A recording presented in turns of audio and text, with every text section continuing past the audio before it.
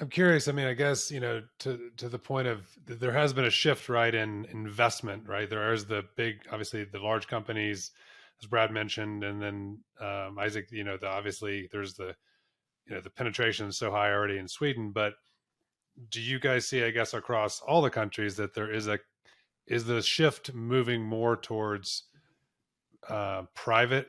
I guess, is there a shift between the public and private investment? I mean, seemingly everybody that the examples you guys just said were more private investment versus public investment.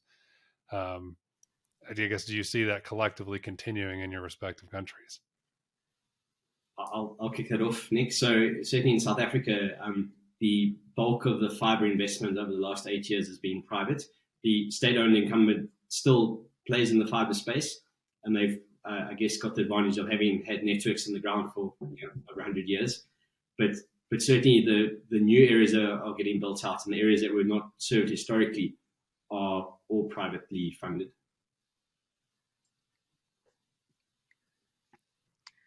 Isaac, what about you? Yeah, I think, as I said, I mean, now at the point where in Sweden, it's really the last homes to be connected, right? They're not in the cities for sure. They are very remote. I mean, most of the summer home areas have already been built with fiber. And it's been a mix of public investment and private investment, but now it's really to the point where it's very difficult. There is no business case to connect these last homes. So there is it's still the ambition to reach everyone, right?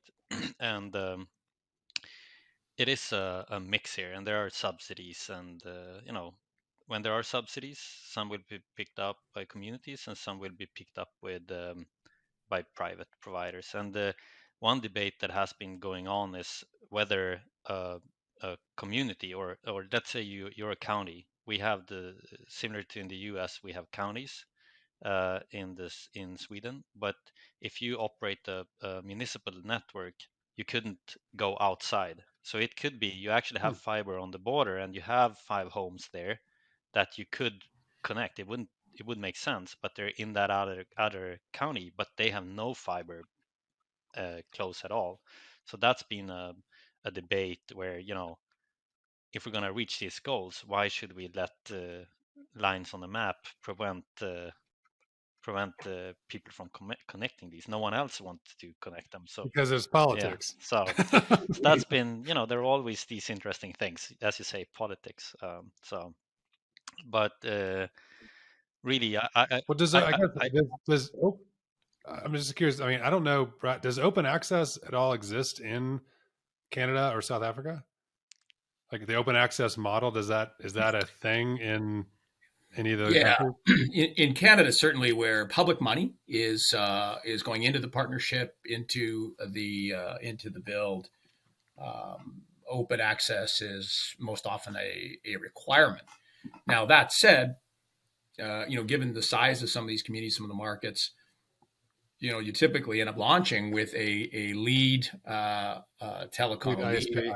ISP that has a de facto exclusivity for some period of time because they're set up to do this. They were part of the bid, frankly, for some of the funding in the first place, and had that head start.